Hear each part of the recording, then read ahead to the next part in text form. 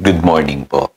Tayo po'y mag-aral ng salita ng Diyos. The book of Ephesians, chapter 3, verse 19. At naway malaman ninyo ang buong pag-ibig ni Kristo na hindi kayang abutin ng pag-iisip upang kayo'y mapuspos ng kapuspusan ng Diyos. Empowered by love.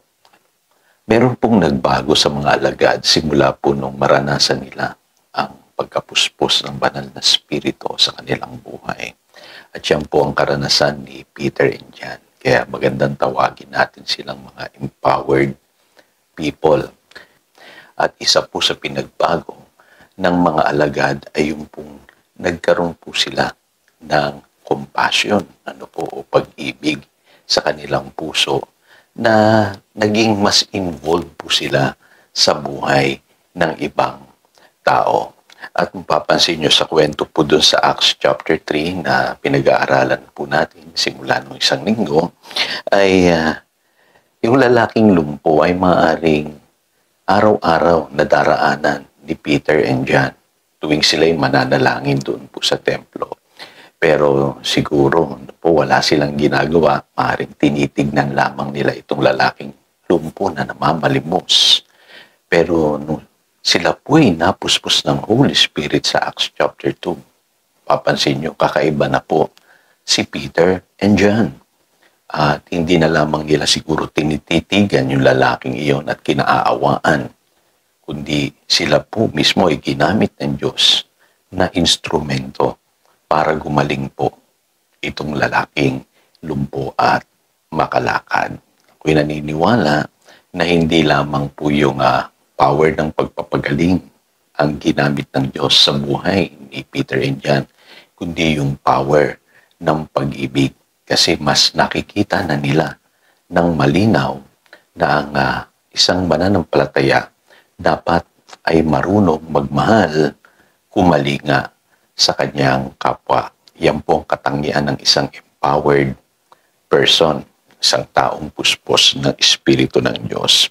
Ngayon, tingnan nyo ang ugali ng mga disciples, before the Pentecost. Mapapansin nyo na sila ay mga selfish and less involved.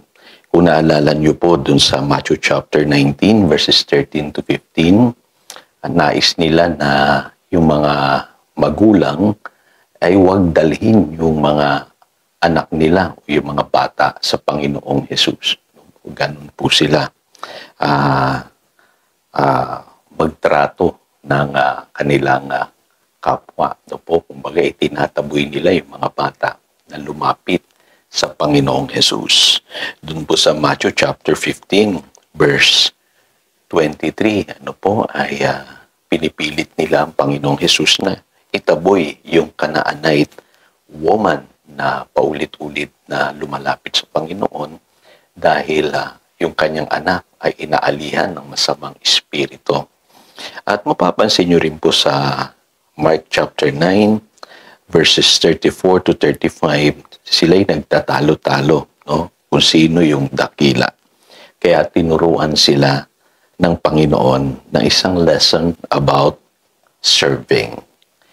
Kaya makikita nyo, napaka-selfish ng mga alagad, before Pentecost. Inuuna na lamang nila yung kanilang sarili. Gusto nila sila lang yung malapit kay Jesus.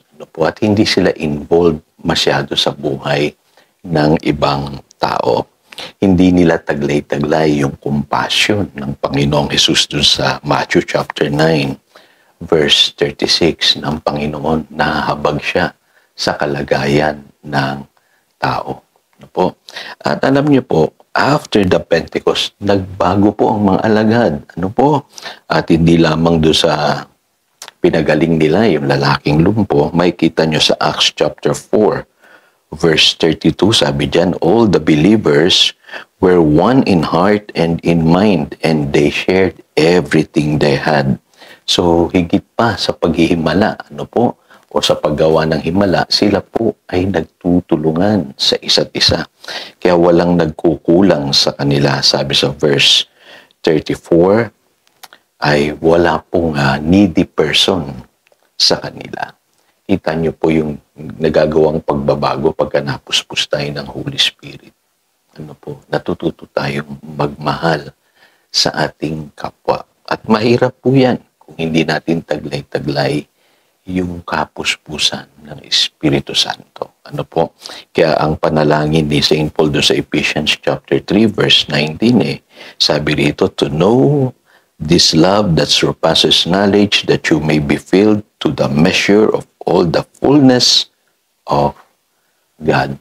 Yan ang prayer ni St. Paul sa lahat ng mga believers. Malaman natin yung kapangyarihan ng Espiritu Santo na ibinuho sa ating mga puso, sabi sa Romans chapter 5 verse 5, nang mapuspos po tayo ng buong kapuspusan ng Diyos. Dahil ang Diyos ay pag-ibig, dapat po tayo po ay lumakad ng may pag-ibig. At the church today, mapapansin nyo, sa panahon natin ngayon, less involved, less caring. Kasi limitado po yung capacity nating magmahal. Baka nga pinipilit lang natin yung ating sarili. Kaya magtataka tayo, bakit hindi tayo nakapag-evangelize effectively? Bakit hindi natin na-share yung mabuting balita effectively? Kasi po baka kulang tayo sa kapuspusan ng pag-ibig sa ating puso. At mapapansin niyo po na kapag ang isang Christian puspos ng Espiritu, mapagmahal po yan. Mas involved po siya sa buhay ng ibang tao. Mapagmalasakit po yan. Kumakalinga yan, tumutulong yan, nagbibigay yan. Kaya madali para sa kanya ang mag-share ng mabuting balita.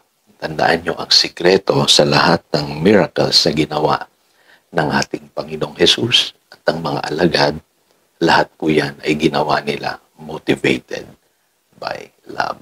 Kaya dapat po ang motive natin sa ating paglilingkod sa Diyos ay magmumula sa pag-ibig. So again, ito si Pastor Jojo nagpapaalala upang daluyan tayo ng pagpapala, manatili tayo sa kanyang salita. Good morning.